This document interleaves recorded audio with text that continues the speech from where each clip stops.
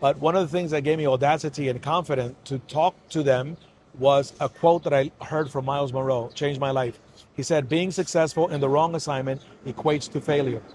And then he said it again, being successful in the wrong assignment equates to failure. So it's pretty interesting that you could be successful, right? And being in something that you're not really passionate about. And that is just as being a failure in what you were born to do. But that's what gave me the power.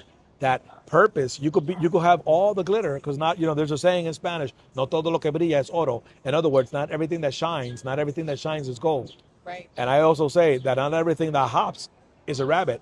Frogs hop too. Right. So in other words, don't believe the hype.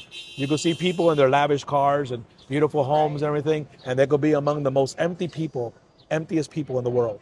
Solomon, he said, remember your creator in the days of your youth.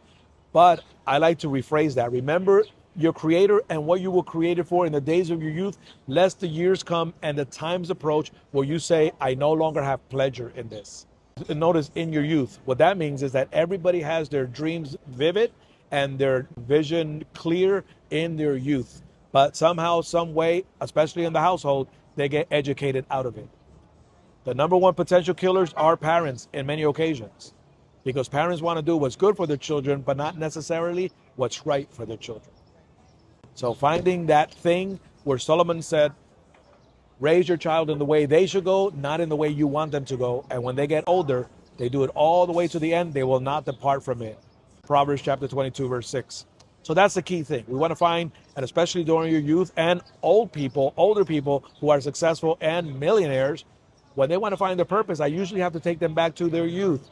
What have you always dreamed about doing when you were between 7 and 12 years old? And guess what? The majority of the ones that I coach, they know exactly what it was.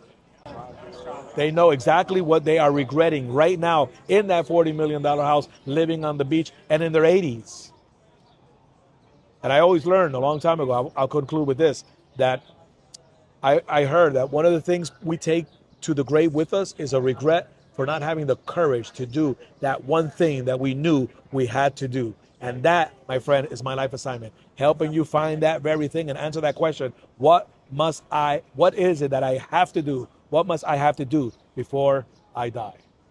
So Miles Monroe said, death is not the greatest tragedy on earth, but living a life without a purpose. Every day is a beautiful day. That's why I always say when I wake up in the morning, this is the day that the Lord has made. Let us rejoice and be glad in it. Yes. Anyways, praise God. But one of the things that gave me audacity